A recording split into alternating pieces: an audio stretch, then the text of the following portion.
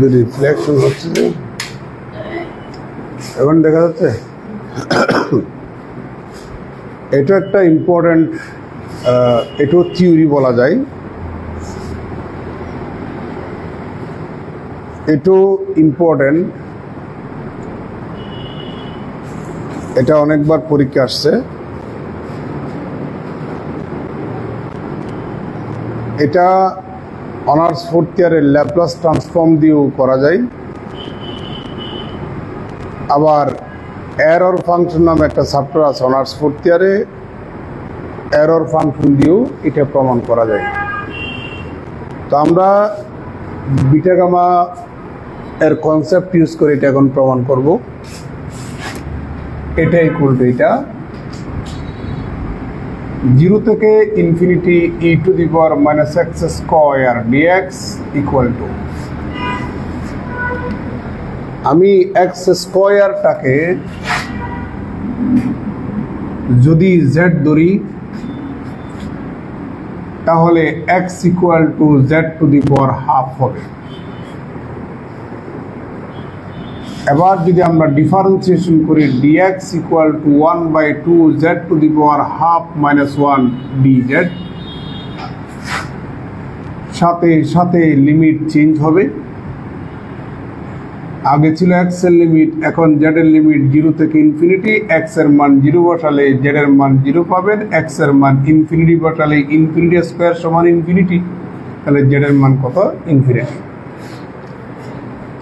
তাহলে এখানে আমরা পাচ্ছি লোয়ার লিমিট 0 হলে z এর lower limit 0, upper limit x এর ইনফিনিটি হলে z এর আপার লিমিটও infinity. e to the power minus x square কে আপনি z ধরছেন, আর dx সমান হচ্ছে 1/2 z to the power half minus 1 dz। আপনি হাফটাকে বাইরে নিয়ে আসুন, দেখা যাচ্ছে হাফটাকে বাইরে নিয়ে আসুন, 0 থেকে infinity z to the power half minus 1 e to the power minus z dz equal to 1/2, 0 থেকে infinity x two the power half minus 1 e to the power minus x dx, যেহেতু a থেকে b f of x dx equal two a থেকে b f of z dz। কিছু বুঝলেন?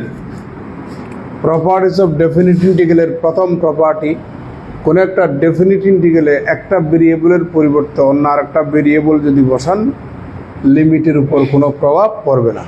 তো আমি z ভেরিয়েবলের স্থলে x বসালাম, লিমিটের উপর কোনো প্রভাব পড়বে না। Equal to 1/2।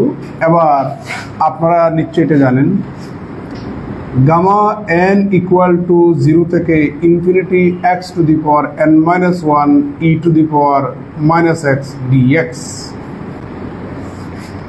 এটা গামা ফাংশনের ডেফিনিশন না? গামা n ইকুয়াল টু 0 থেকে infinity x two the power n minus 1 e to the power minus x dx। তাহলে x two the power n minus 1 হলে গামা n, তাহলে x two the power half minus 1 হলে gamma কি হবে? Half হবে। তাহলে এটা সমান কি হবে? গামা হাফ হবে। ইকুয়াল টু হাফটা রইল, আপনাদেরকে গত ক্লাসে প্রমাণ করে দিয়েছিলাম gamma half equal to root over pi, তাহলে এটা সমান রুট ওভার পাই, তাহলে finally root pi divided by কত? 2। তাহলে সুতরাং 0 থেকে infinity e to the power minus x square dx equal to root pi divided by 2। এটা ইম্পর্টেন্ট একটা প্রপার্টি, তুলনা।